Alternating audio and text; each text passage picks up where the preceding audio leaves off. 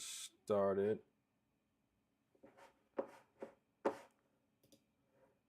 First time live on this channel, I believe. So let me make sure everything's up.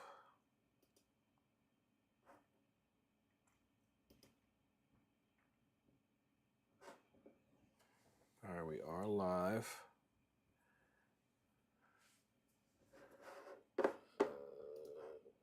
Bear with me, guys. I'm just getting some stuff set up.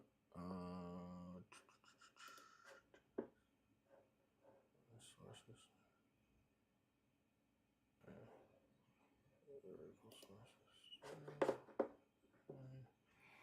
All right. So we are up. We are live. Let me else here real quick.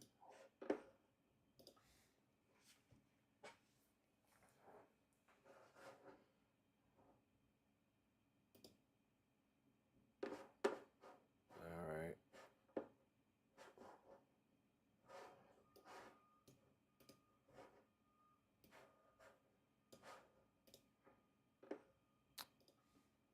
All right, so it's looking good.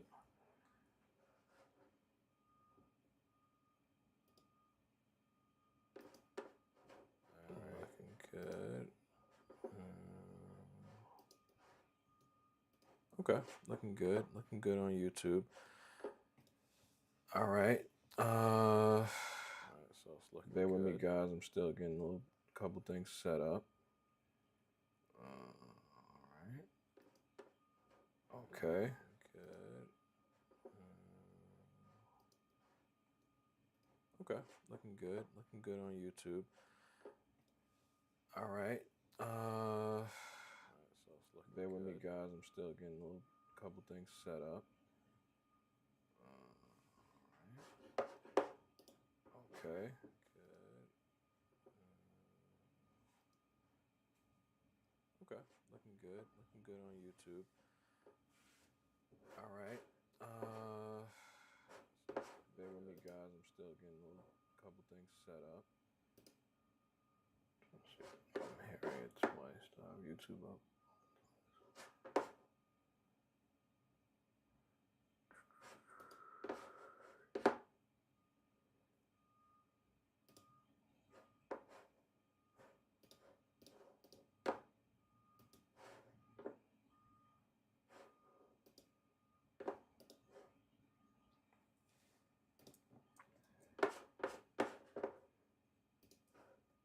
All right, hang on, guys. I'm just getting some stuff set up. We're gonna start soon. I think. Not there.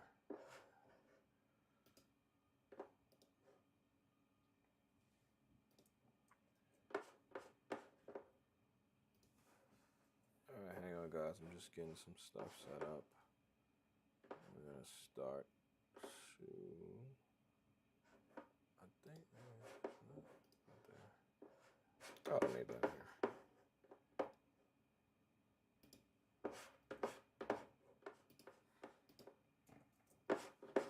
Alright, hang on, guys. I'm just getting some stuff set up.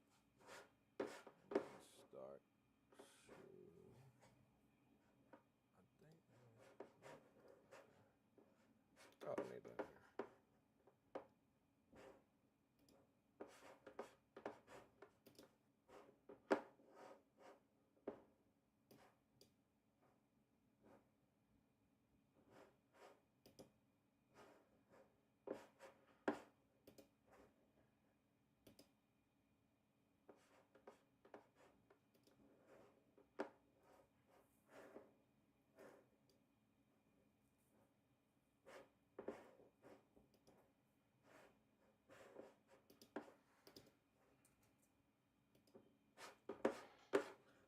Something I needed to follow up on. All right, we're gonna be ready soon. I'm gonna be ready soon. I want to start today. Let's start with Brock. Okay. Something I needed to follow up on.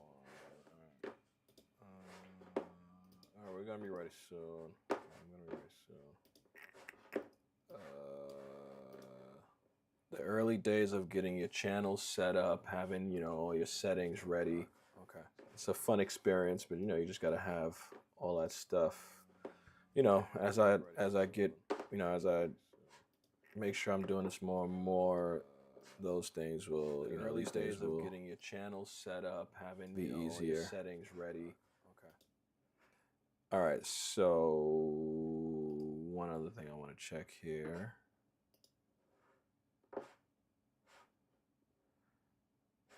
Okay.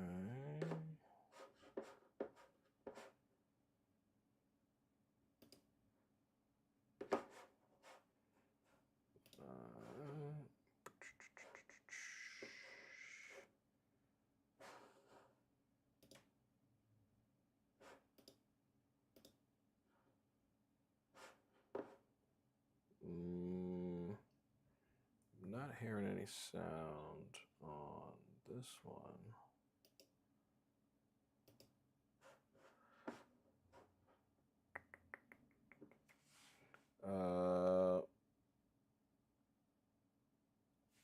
Hang on. Like I said, getting set up. Bear with me.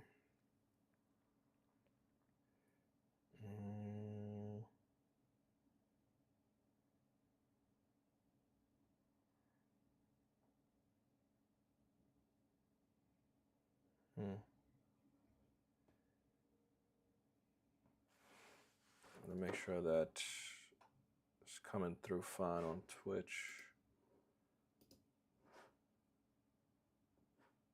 I remember watching on YouTube in 16 parts on 240p. I'm sharing an office. Seems like the audio isn't coming through on Twitch.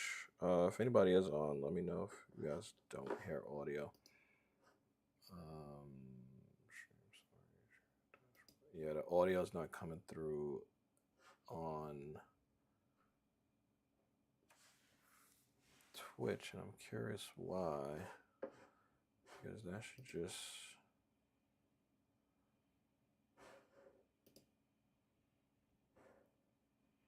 I think I know why, but let's see.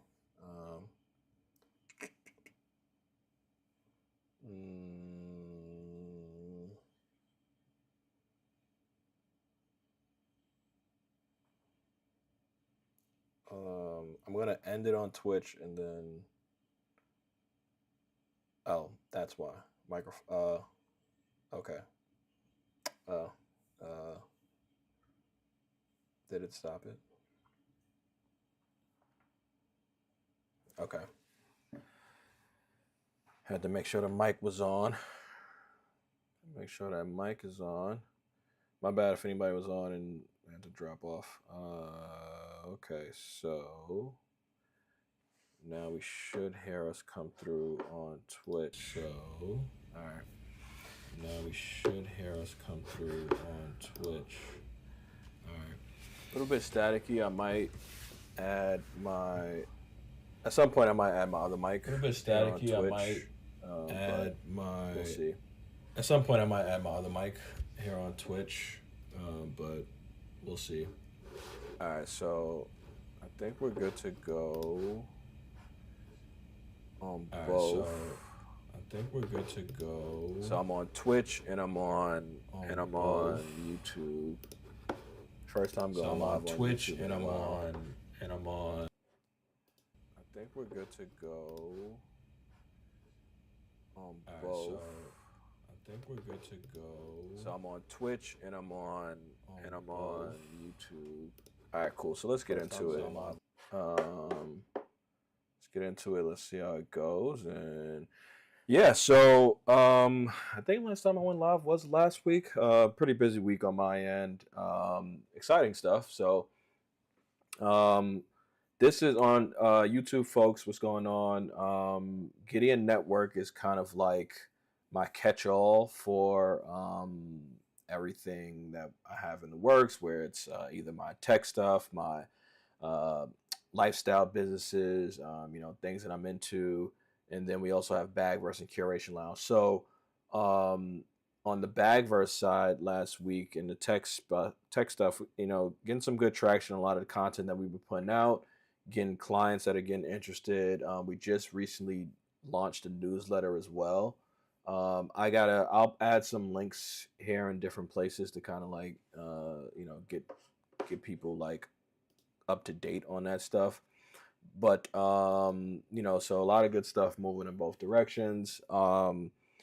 Just really trying to grow the community on all of these different sort of platforms, and really give you guys a look into each one of the different ventures that I have going on, and all that good stuff. So I think what I want to do today is a lot of big news in terms of like new models that have dropped. There was some big news around Microsoft scaling back some of their efforts for infrastructure for OpenAI, which is pretty big, and I'm curious on what it signals.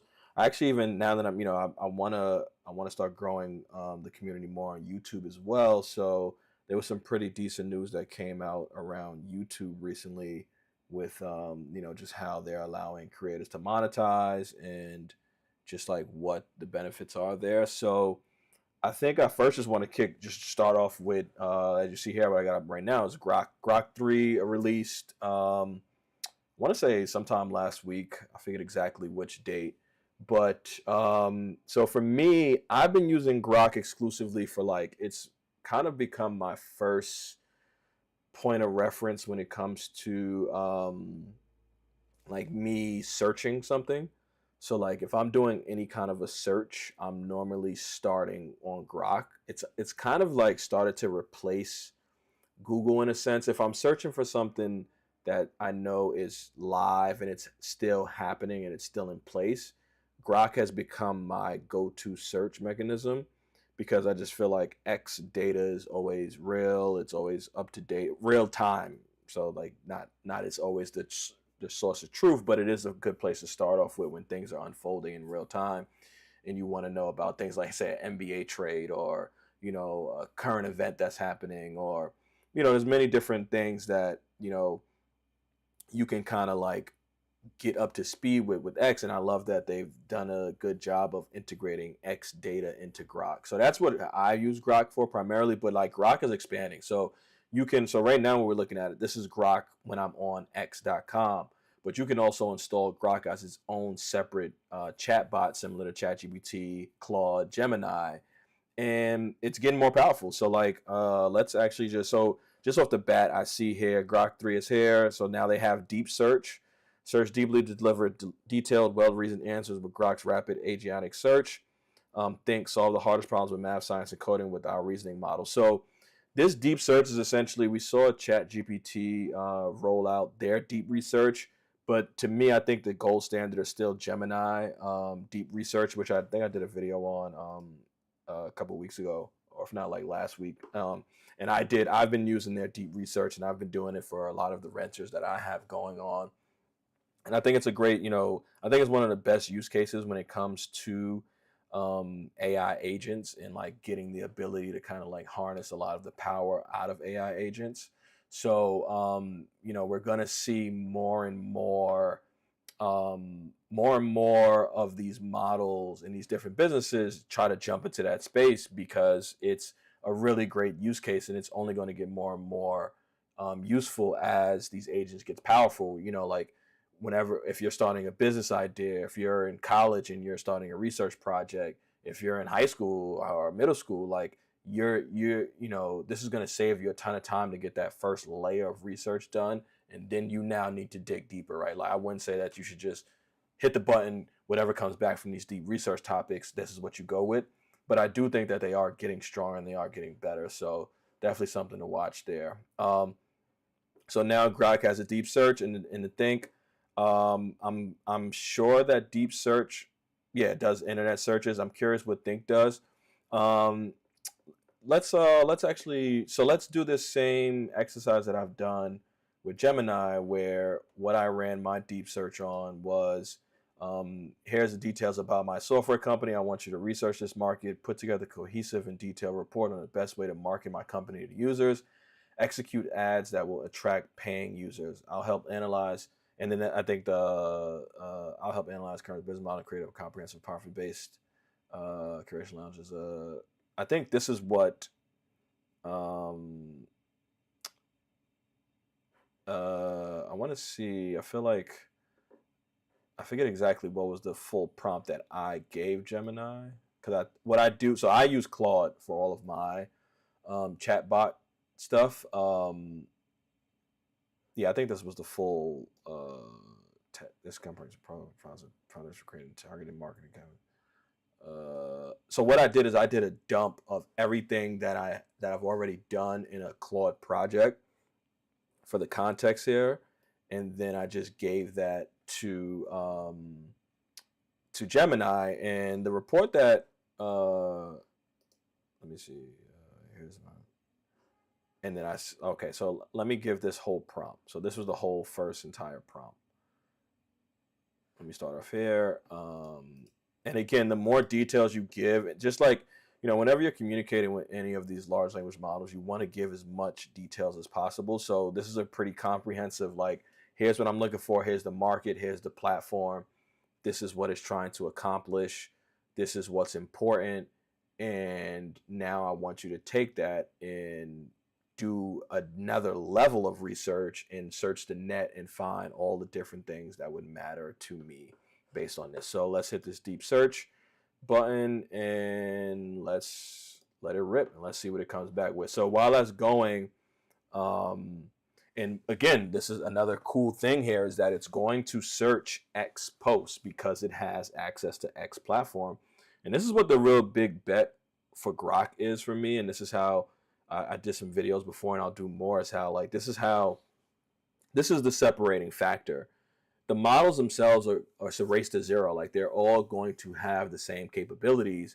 The difference maker is going to be what data sets they have access to, and like, what niche data are they now building on top of that will give you as an end user an advantage, and then what niche data can you bring to these models to help harness even more out of it. So we're going to let that run. And then just for reference, just for comparison, this is what Gemini had came back with when I ran a deep research.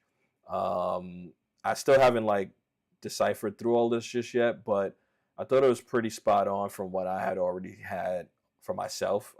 Here's some. Stitch Fish is definitely a competitor in the space. Shopify is a competitor space. Amazon.com, ASOS, Unspun. I never heard of that, so that was a pretty cool one to find. Effective marketing channels, social media, influencer marketing, content marketing, email marketing. So pretty straightforward.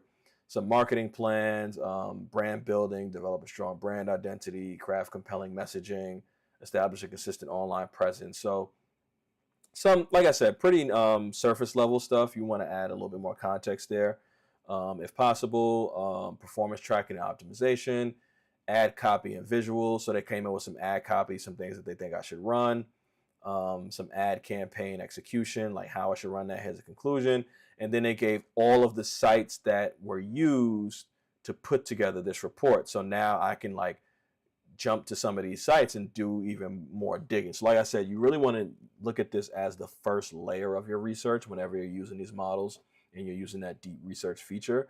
But it's a good first start, right? It's a good place to sort of like start off with, grow from there and kind of see what else you would get out of it. So let's see what Grok came back with. Sorry, no, that's my TikTok.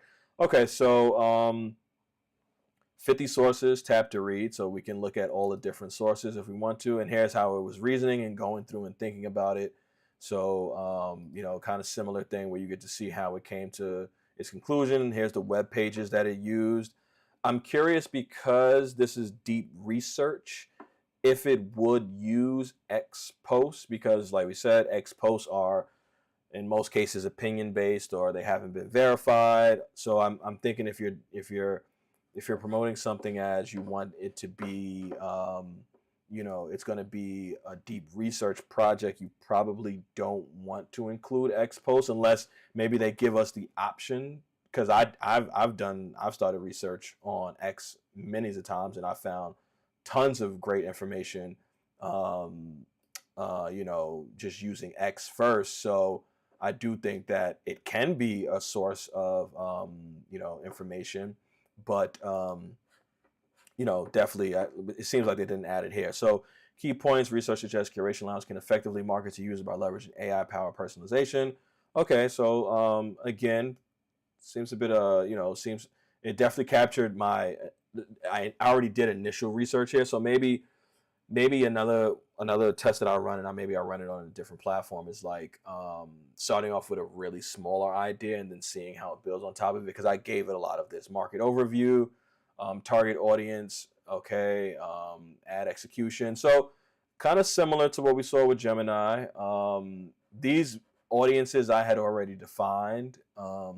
Marketing strategy, storytelling, and brand positioning emphasize curation allows innovation in AI and digital twin technology as per the opportunity in hyper personalizing shopping, BOF.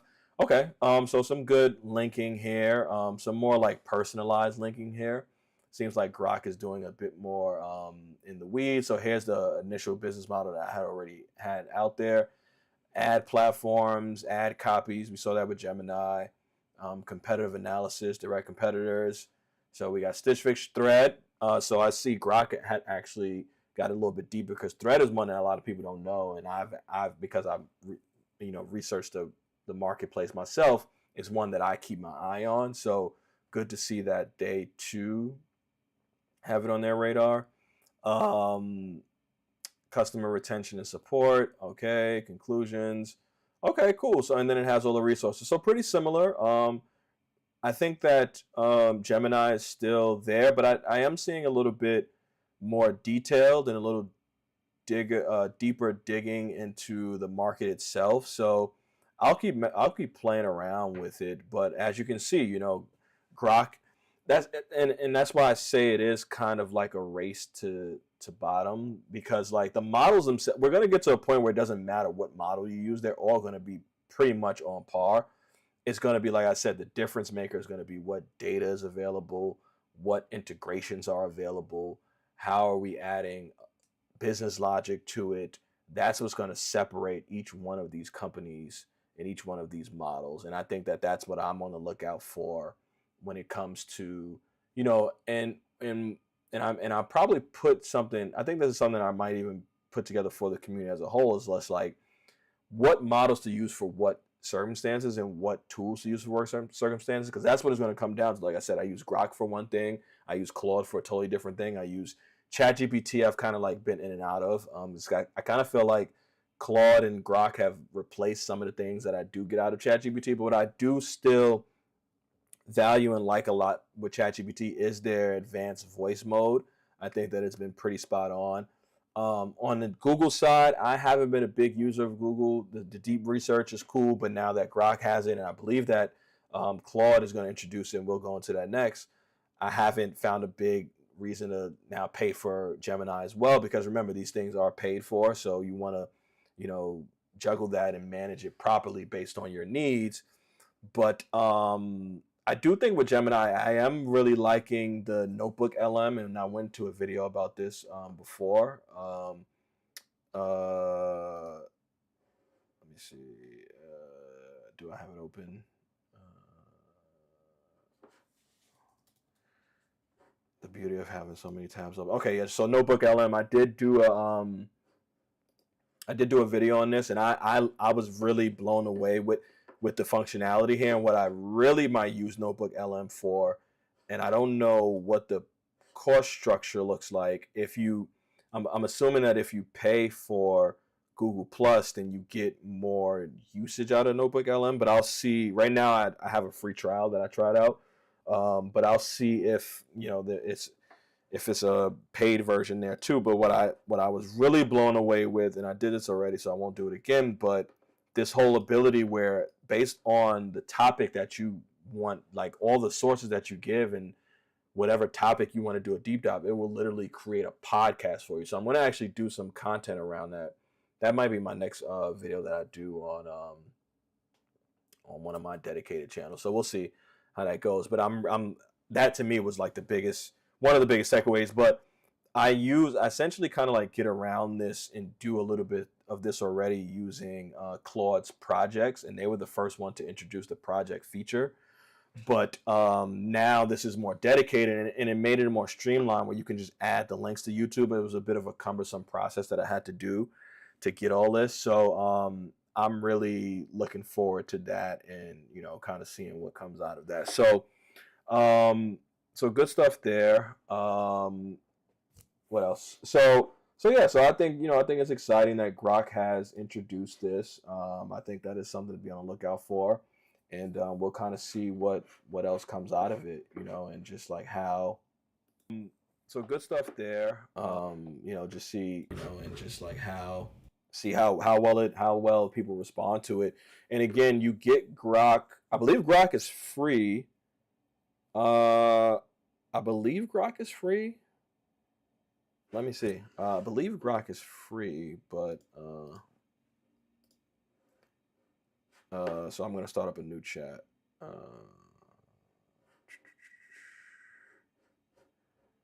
And this is, like I said, this is how I use Grok. So one thing, like I said, I see that with Grok, my chat history doesn't. So like I have the iOS app, and then I use it here on through x.com. So I don't think that those histories connect to one another, because there's chats that I've done exclusively on the iOS that I don't see here. So I'm curious how they're going to merge the two, but or if they will. But I'll start up a new one, and I'll say, what is the cost of Grok? Because also, and I did a video on this before, Grok is kind of open source, similar to DeepSeek. So like you can actually like fork the code for Grok and have it run locally, or have it run on your own infrastructure, and still harness the power of it. And similar to way DeepSeek and Mistral and some of the others are, not like ChatGPT or Claude, where the only way you can interact with their models is if you do it through their platforms. So you have to share your data. But yeah, so free access. Grok is currently available for free to all users on the X platform, though it's a limited time offer until capacity. Okay, so if you have an X account, then you get access, but it's going to be limited. And then I pay for a premium subscription. So I believe that I always get Grok 3, includes features like deep search and basic reasoning. So that's why I was able to show you guys what I just showed you. This costs $40 per month, or $350 per year in the US. The pricing varies by region. This price doubled recently after Grok 3 launched, up from is it X Premium Plus? Okay, so maybe I won't I'm not paying for X Premium Plus. I have X Premium, and I don't think I have X Premium Plus. And I really am a big user of X Pro. This is why I'm able to kind of like see a bunch of different timelines all at once. And this is what I use it for. This is how I search, and I get connected with different communities, and I'm creating more content on all these different platforms. So I'll look up exactly. Well, hey, let's do it here, right? Let's see. I have X Premium subscription. Do I get Grok 3 with all the features as well? I think so, because I just showed you guys deep search and think, but that might be just a limited time. The X Premium, this tier typically around $8 a month. That's what I'm paying. Gives you access to earlier versions of Grok and some basic features. However, Grok's 3 rollout has been more exclusive, while it's now free to all X users. So it's free now. That's probably why I get it. The full suite of Grok 3 features like deep search and advanced reason isn't a guarantee for the standard premium tier. You'll likely get the core Grok 3 experience, but with limits, e.g. fewer prompts or image generation. So, okay, we'll see how that goes. I'm like, because this is something that you have to bear in mind as we're connecting with all these different large language models and chatbots. Cost, right? I did a video about a company called U.com, where they'll give you access to all these different models, but you'll get some limitations on some of the more core front-end features that you get if you go to these sites directly. Like I said, I bounce between Claude, Grok. I treat it similar to the way I treat streaming. We're getting to this space where it's like, you don't need all the tools. You got to find what tool makes sense for what you're doing in that moment, and then kind of go from there, and then see what really lines up the best for you. So yeah, we'll kind of see and go from there. I'm good at the $8 tier thus far and how I've been using X. I do want to grow more on X. It's a lot. It's a lot. You know, you got to stay consistent with the posting and the replying. So I'm just still finding. I felt like February and late January to February was my like exploratory phase and like here's all the different platforms. Here I use it. I'm gonna go full fledged on them. I've been posting. I've been going live a lot on Twitch. Now I'm gonna start going live on YouTube, and you know I'm just gonna kind of just like really stick to these things and then just see like which platforms perform better for which type of content because everything is different. You got to treat it differently. So we'll see how my usage on Grok goes, but the deep search seems fine. Let's see exactly. Give me a deep understanding of the new Think feature for Grok 3. See what comes back there.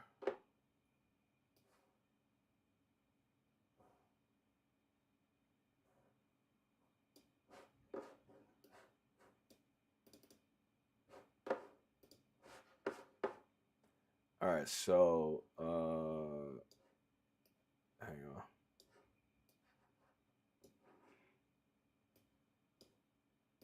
So I just want to make these bigger if I can. See if I can. Okay, so the Think feature in Grok 3 is a tool designed to boost its reasoning capabilities, making it stand out from earlier models. It lets Grok tackle complex questions step by step, much like how a human might think through a tough problem. I still think DeepSeek is the gold standard when it comes to the reasoning when I see as it reasons in real time. I think it just does a really great job with it. But okay, so you see videos here, it's doing things like showing you that it's thinking. DeepSeek does a really good job of this and just kind of like just showing you exactly how that looks as it does it. But Grok 3 is essentially doing more reasoning. So I use Cursor when it comes to my development. I switched from VS Code to Cursor. I think that, and I've done videos on this, there are a lot of limitations with Cursor, but I think that if you're working with smaller projects or you're keeping what you want to work on isolated to maybe one feature or a couple files at a time, Cursor has been amazing. I don't really use Composer that much. I feel like the amount of cleanup that I have to do after Composer just doesn't make it worth it. Only time I will use Composer if it's contained to one file and I'm just updating, like maybe I want to change the widget on the page. That's pretty focused, and Cursor and Composer within Cursor can usually handle that pretty well. But by and large, I think Cursor is amazing, but it is VS Code, so I've been using VS Code for years, so it doesn't change my workflow that much. And it's like you have the added benefit of chatting with AI. That's what I like Cursor about the most, is that I get to chat with my code base in real time, and it helps me kind of just think through what it is that I'm working on, and I don't have to like, I come from the old days where you're looking at Stack Overflow. I saw a meme recently where like people don't even visit Stack Overflow as much, and it's, hey, that's the sign of innovation. That's the sign of the times, and if you're not keeping up with it, this is kind of like how it plays out. So, I definitely think that, adding this thinking model to Grok is going to be big, and I don't think that Cursor is actually, so let me look at the drop downs. Let me update Cursor. I'll bring it over for you guys to see what I'm talking about.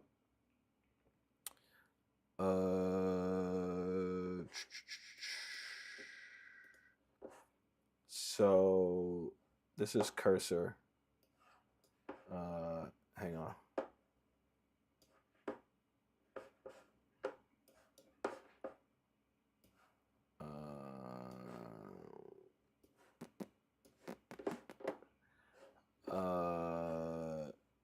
Let me bring it up here too.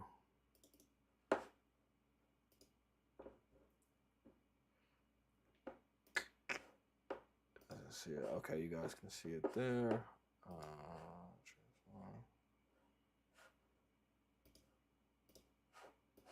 Let's make it smaller.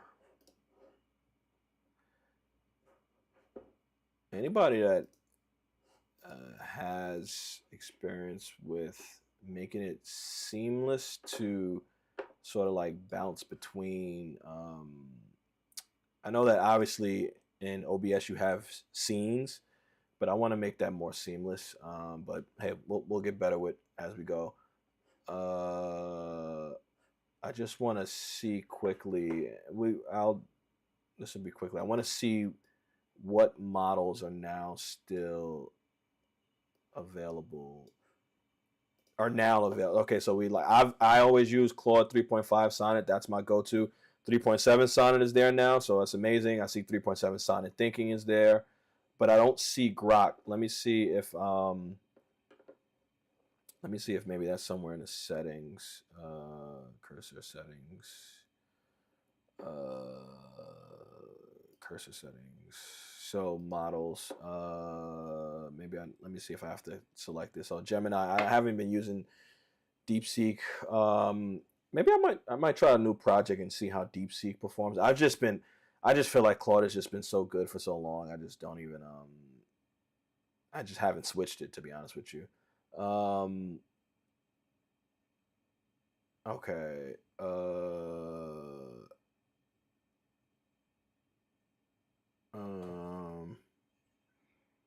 I don't see Grok here, but I'll do some digging to see if Grok has been added to.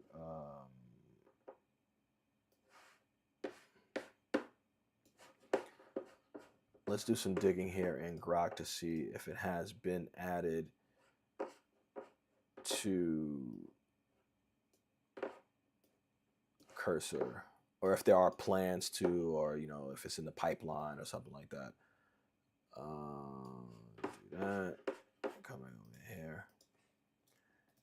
Is Grok available as a model to select in Cursor IDE?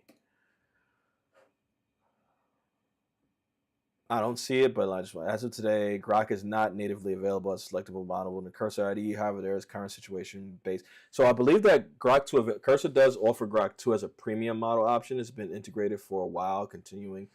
I don't see it, and I pay for premium Cursor. I'm just kind of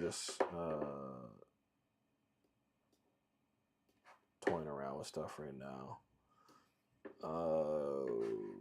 Okay, let me see.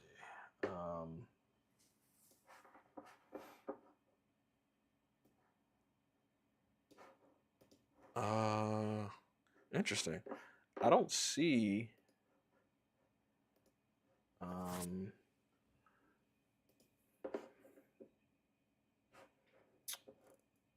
I don't see Grok as an option. Oh, okay. Sorry, I see it. It is there. Grok 2 is an option. I'm gonna toy around with Grok 2, and when they do eventually get Grok 3 in Cursor, I'll see how it performs. I'm gonna start up a new. Maybe I'll do it in an existing project, because I have seen some pitfalls with Cursor and certain like more complex tasks, and I have some videos up on that. But I want to see how DeepSeek handles a more complex task, and I want to see how these think and reasoning handle it. But all in all, that's the first glimpse of Grok. We'll be doing more there, and I'll just kind of like be doing more deep dives, and maybe that'd be something that I have more towards the more community-based content. Is like deep dives into these particular topics. So that's Grok. Now let's head over and let's look at the news on. Let's take a look at Claude's latest model updates, which is pretty exciting. Sonnet 3.5, and I said this in a video before recently. Like Sonnet 3.5 has been out probably since early 2024. OpenAI, Grok, DeepSeek, they've all released updated models since then, and Sonnet 3.5 is still better for me, and I still have not found a reason to exclusively switch to any of these other models when it comes to when I use my day-to-day AI features, when I'm coding, when I'm creating content, when I'm working on curriculums, when I'm working through business ideas, when I'm strategizing, just even like personal day-to-day stuff. I just haven't seen a reason to switch.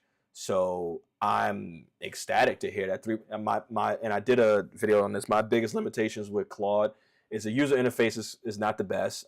They are lacking for some features that ChatGPT has, but they have the better model, so I'll stick with the better model.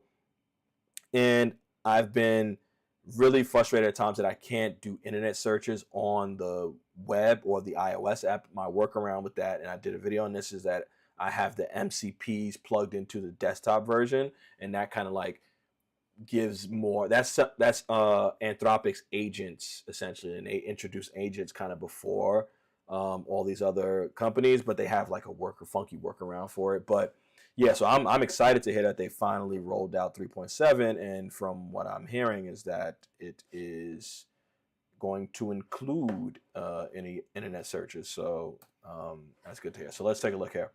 Anthropic launches a new AI model that thinks as long as you want. So Anthropic is releasing a new frontier AI model called Claude 3.7 Sonnet, which the company designed to think about questions for as long as the user wanted to.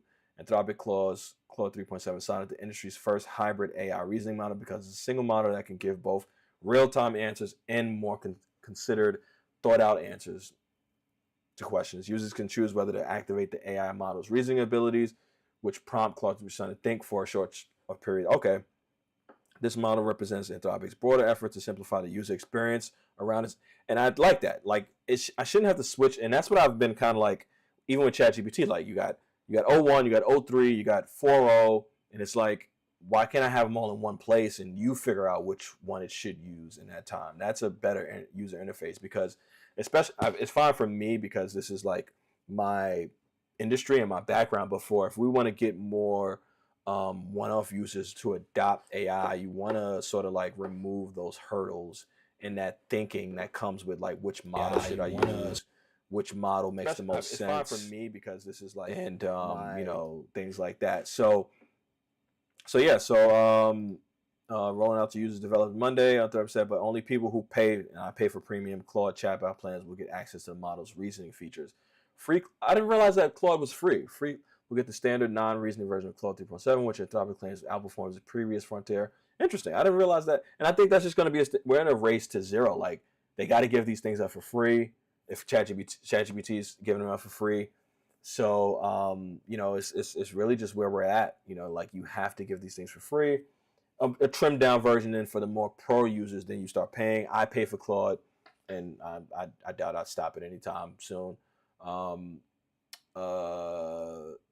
So which claims cost $3 million per $3 per million input tokens, meaning you could enter roughly 750,000 words, more words than the entire Lord of Rings series, into Claude for $3, which is pretty big. It's pretty important. Okay, so I'm gonna jump into. That's interesting. You guys on Twitch just saw somebody. I'm on my iPad for Twitch, so you get any alerts. There you have it. Cool.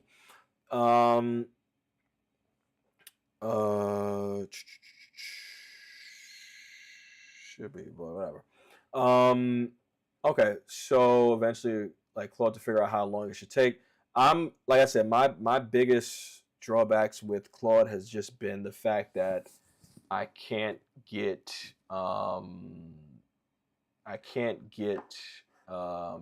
internet searches while we are in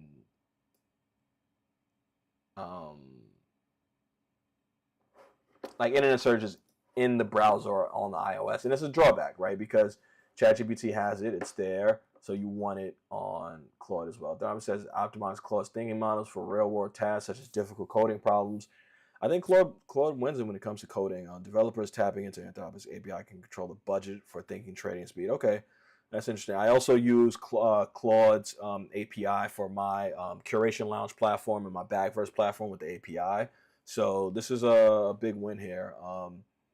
So let's just dig into it. I'll pull up my Claude instance and we'll just get into it. Start a new chat. We'll have, so it defaults to 3.7 sign in our most intelligent model yet. Then you can decide if you want the thinking or not. I don't see internet searches yet, so let's see if that's still not a thing. Can you do internet searches? I can't perform, so it's still not there. I think that, and I did an article about this or live about this recently. I think they're gonna wait to Claude 4 is what I'm hearing, but that they're just lagging behind. But hey, if the model performs as it does, it's still a win. I'm trying to see. Okay, so let me pull up some thinking that I've done on DeepSeek. I'm currently building out my online community for TikTok. Okay, let's see. So DeepSeek, now, like we said, DeepSeek has a search and it has a deep think. I don't know if DeepSeek has the research feature. Let's see. Again, like I said, I use Claude. I use Grok for like my search. Does DeepSeek have a deep research feature similar to Grok 3? I don't think they have a deep research agent sort of like does not have yet but it does offer comparable compatibility through its it has deep research based on availability up to, so it has deep research, but it won't like their deep, it has deep think. So this is like Claude and everybody is now just catching up to the deep think, and ChatGPT has their reasoning models, but it does have a deep research function based on DeepSeek, particularly with models like R1 has a deep research feature that combines search and reasoning. It's been highlighted in posts on X. Let's see what posts on X highlighted it. It turns out that DeepSeek also has a deep research feature which allows you to combine search and reasoning options. So okay, it does kind of have, oh yeah, and I've used that. So essentially it's combining its internet search with this deep think, and that's essentially deep research. And I'll do more there. So let's actually, okay, so let's compare. But Claude is not going to be, it's not going to be apples to apples because Claude can't do internet searches yet. So that still is a, you know, it is a limiting factor here. So, but let's do, okay, so I'll go to DeepSeek, and this is a topic that I did with DeepSeek.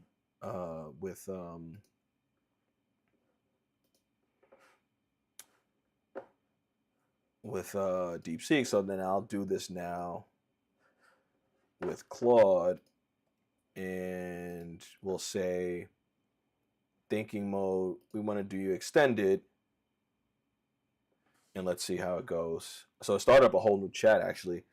So okay, so love that it's showing you exactly what it's thinking through. I'm already like, I know that Claude's gonna be the best. Like, I just think that they've doubled down on giving you the best model, the most human-like answers, the most like you know, really thoughtful and thought out answers. And so okay, here's all the ways that it went through it, kind of like what its thought process was.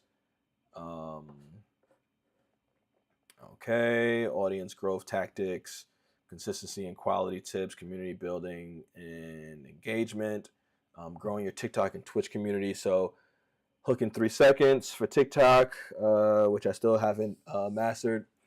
I don't think anybody. I mean, only the top ones have. When I'm building content, I try to stick to some of these pillars, but man, I just want to just create it, and then we'll refine it later on, and we'll go from there. Repurpose TikTok, Twitch highlights, participate in threads. Okay, so pretty decent. Not as detailed as DeepSeek because obviously DeepSeek has the ability to go in further. Like, look at all these results that it searched on. Sheesh, DeepSeek actually kind of like blew Claude out the water. I so I have been exclusively using Anthropic. I'm not as concerned about DeepSeek and the fact that obviously if you're using this platform, this data is going to be stored on servers in China. But I do want to set up my own private DeepSeek model and interact with it there. So I just got to kind of set aside time to do that. Or maybe I'll do some videos on it. I think I might start using DeepSeek a little bit more. And again, the fact that it's completely free, which is insane, that they've given this level of, of knowledge and AI power for free is just still a very amazing thing. We live in an amazing time right now. You need to really leverage these tools. So Claude has definitely fell behind in terms of like user features, but what they lack in user features they make up for with just like the capabilities of the model and just how it performs. But I think that DeepSeek is getting close there, and it looks like Grok might be getting close there too. So I'll do some videos comparing, but like and there's a lot of content creators out there that already kind of do that, the comparisons and the benchmarks. All those things are not going to matter when it comes to the end user. You just kind of want to, you want that to be provide. Like, I'll give an example. Like when you do, there's so many tasks that you execute on the internet that there's like a bunch of ancillary components in the background that make up the result that you get. Most people, 95% of people and users, companies, don't care about the ancillary things that happen in the background. That's more for developers such as myself or people that are building in the space. They just want the end results. So like the models themselves and how they perform are going to care. We're gonna care about them less, and we want the user interface to just like determine which model should be used. And that's something that's going to be really important as we move forward. And that's also an opportunity for, a SaaS company to kind of like do like, like I said, I did this video on the site called u.com. Do I still have it up? Let me see. And I got it for a year free. So u.com is a service where, like I said, you get the option to pick between, you still kind of have to manually pick between them, but like I would assume that their goal is to make this more dynamic and basically like you get access to all the tools for the same price, but it's limited, right? So like you won't get those front end artifact features that you get on Claude or Canvas that you get on ChatGPT. I think DeepSeek has like a Canvas feature as well, something similar. But if you want to kind of like kill multiple birds at one stone, you go with a u.com where now you get access to all these models all in one place, as long as you're not too gung-ho on the front end features, which I'm probably will. This is why I've been able to, I got this for free for the first year, and then we'll see where we go from there. But this is why I've actually moved away from chat. This is why I feel like I can move away from ChatGPT, because if I can just access to the models here, then I'm good to go. But I do still have a ChatGPT membership right now, and I do still use it from time to time. So, actually, kind of want to see if more people have been interacting with my ChatGPTs. A little bit. I'm curious what they're going to do with the marketplace. I think that's something that is going to be big as they explore that. And I would like them to start paying out to. I've created 2 custom GPTs. Check them out if you haven't. This one is basically like a lightweight version of my Curation Lounge app. And this one helps you analyze your Instagram comments if you're a business and you want to learn more about, how people are responding to your content. So, and then that's what I've been playing around with Sora. I'm still not 100% sure if I got to find more content usage for it. But I think that it's definitely, making some headways, and it's amazing what you can create with it. But I just got to find some more use cases for Sora. So I'm fine with like switching out in between, Claude. I mean, if I switch between ChatGPT and maybe a U.com. But what I would say is that DALL-E 3 is getting much better, and I've been exclusively a user of Midjourney. But there could come a time where I switch, where maybe I just go all ChatGPT and just use DALL-E 3 because it has started to get on par with Midjourney.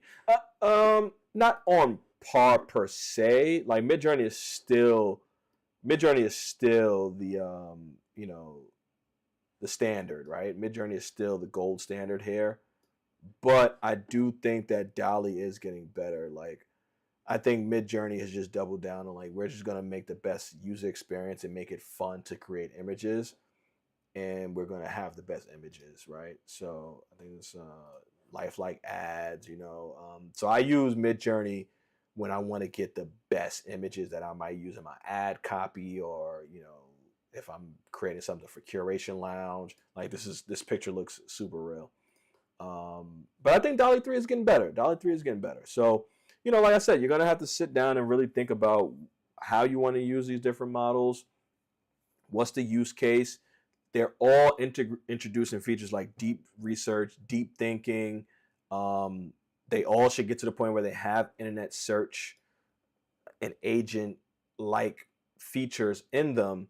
So, whether you're a user or a builder, you want to make sure that you're thinking about these companies are adding the features that you might see other companies build on top of their models. So if you are, you're probably going to get steamrolled as they sort of roll out these features. And it's like people are going to be like, hey, why would I pay you if I could just get that all from Claude or ChatGPT or Gemini or Grok? So, something to bear in mind and definitely something to keep an eye on.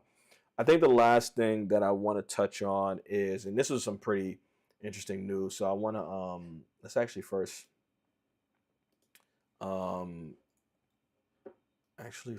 let's start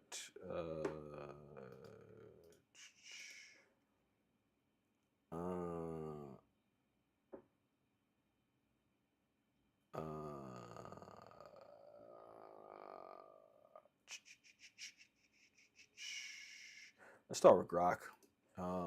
Like I said, it's definitely my go-to when I'm starting a new conversation. What is the latest news around Microsoft lowering its investment in OpenAI infrastructure? So I saw this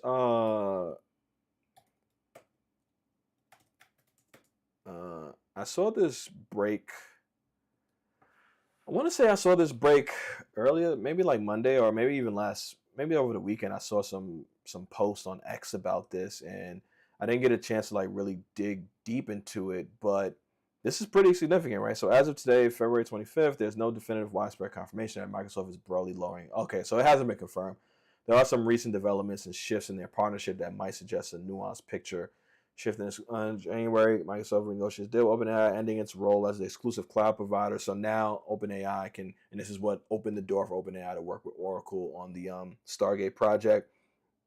Data center cancellation. Post on X from today hint at Microsoft canceling U.S. data center leases for hundreds of megawatts of capacity, with some users pointing fingers at competition from DeepSeek, a Chinese. So this is sort of like the result of DeepSeek being able to kind of duplicate the performance of ChatGPT with way less servers and way less chips, which I did articles and I did post about that. So Microsoft probably looking at it like, hey, do you guys really still need all this? I mean, however, no major news outlets have confirmed that this is a broad policy shift. So nothing has been confirmed yet. So I think we still need to wait and see. I saw some posts talking about this. And I don't think like I said, and nothing has been confirmed just yet. So this was the post that I saw that sort of kind of stood out to me. Will not participate in OpenAI Stargate project due to overestimation of demand. And you kind of get those signalings when you're on platforms like X or whatever, where it's like, is this really the full story, or is there more to it? But yeah, I think it's something to track here.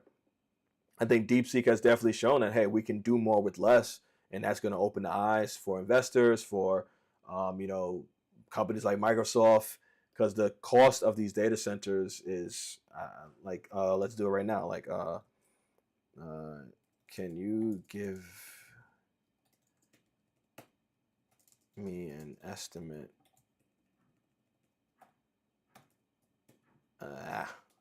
on the cost of, I can't type for shit today, right? On the cost of a data center that powers LLMs like Chat GPT on a daily basis. And I think this number is going to be something nuts, but let's see what comes back. Estimated daily operating cost of data center power and large language models like well, several factors: power consumption, hardware, coding, staffing, maintenance.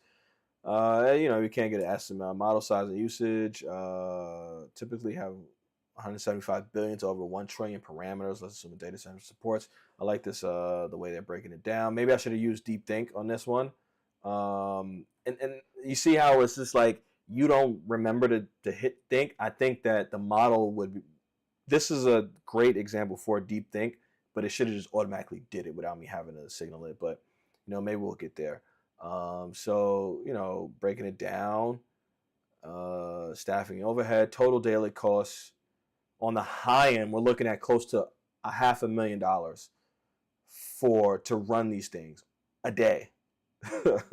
that's a day. So listen, guys, this is we're getting access to tools that are really game changing, but people have to realize that it costs to run these things. It takes significant energy. These data centers are also having impacts on the environments that they're around. Energy, water, I believe, is also something that the cooling and what it takes to power these data centers. So if Microsoft sees a way that they can lower that cost, if we can do this more with software and less with chips, they're going to explore that, right? So I think it's definitely a story and something to kind of track, and let's see where it goes. But nothing has been confirmed yet, so I'll kind of wait until the dust settles to speak more on that. But I think those are all the things that I want to cover today. Like I said, from the Bagverse side, we have the newsletter rolled out. Visit bagverse.com if you want to get a glimpse on the different features and services that we provide. And if you also just want to sign up for the newsletter, add your email there. Get in that, where, like I said, this is just a culmination of all the things that we're into, and then it kind of dispersed into the different channels. But yeah, I think things went pretty well. So we'll continue to kind of like go live on Twitch and YouTube and kind of go. That was the other thing that I did want to touch on. Let's go to YouTube. And no, we're not. So I do have a few. I got quite a few different interests, but I'm gonna pull up this video that I saw. Dangerous game, looking at your history, huh? This one. All right, so YouTube CEO just first off, let me. Well, it seems pretty loud. Put it like there. All right, I'm gonna play this in a second. Hang on.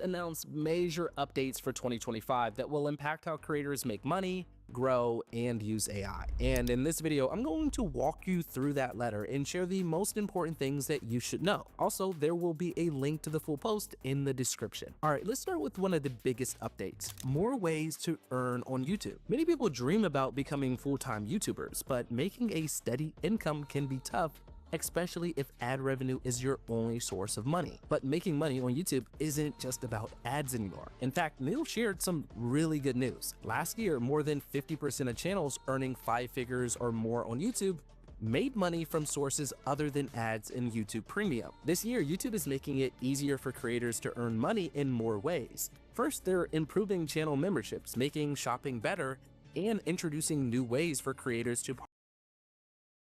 So I'm going to pause there. And like you see, I mean, YouTube is really doubling down on the ways that content creators can monetize their content and not just solely have to rely on ads. And this is great for small accounts. Like I'm building up my different small accounts, and if they're doing things like subscriptions, commerce, adding more ways that subscribers can connect with that content creator, I think that's going to be really big, and I love to see that. Um, I I didn't get a chance to go through this whole thing, so I will at some point. But I think it's definitely something to kind of like have on the radar, and we're looking forward to it.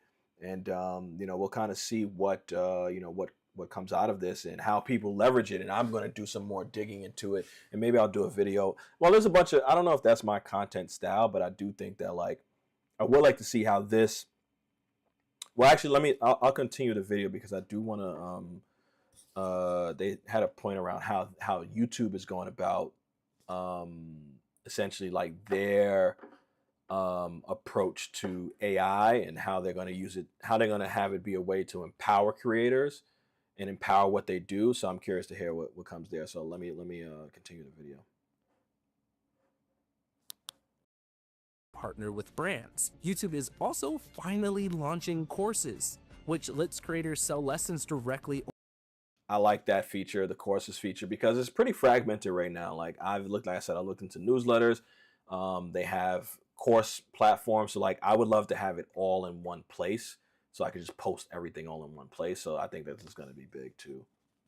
On the platform, kind of like Skillshare, and creators get to keep most of the revenue. And then for podcasters, he shared that YouTube is now the most frequently used service for listening to podcasts in the US. He also said that YouTube will bring out new tools to support podcasters, improve monetization for creators, and make it even easier to discover podcasts. For many creators, ads now make up a smaller part of their income, not because YouTube says that how creators make money isn't who tend to binge watch and watch videos. Everyone cares about extra crispy 4K video and the fact that also and I've heard this last year, like many people now view YouTube on their TV. So like, that's going to be another revenue stream. That's going to be another thing that, especially if you have the great setup and you have the crisp videos, you can really make this sort of like TV experience, which I think is going to be super important for creators and like how you storytell. And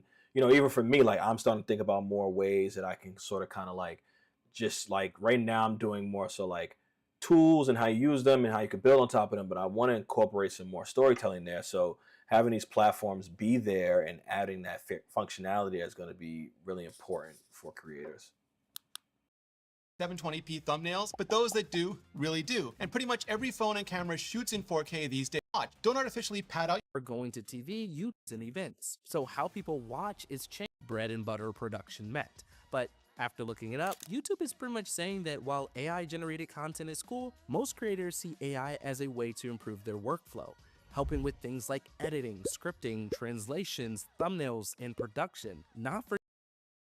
And I think this is a big piece, and this goes back to my thought on Sora right now. Like, it's amazing, and it's only going to get better, and we are going to see this shown in content, but we're not there yet where people want to just watch straight up AI generated content. Like, people still want to see other humans create content, and the AI is more so like the tools that helps with, like we said, editing, scripting, translation, thumbnails, production, all the ways that I use it today, and many other creators are using it. So I like that Google is taking this approach and YouTube is taking this approach of, we're going to implement tools that just help content creators create more content on the platform and look at AI as not a replacement of content creators. Because you see a lot of content out there like the doom and gloom of AI replacing. It's not replacing, it's helping to advance. AI won't replace you. A person using AI will replace your role. And that's why you need to get ingrained and updated on these features. So, you know, I'm going to finish this video. I think there's a lot here to unpack. And like I said, I'm going to be going live more on my YouTube channels and posting more. So, you know, definitely, you know, check us out on all these platforms. And thanks for jumping on, man. So we'll catch you on the next one. Peace.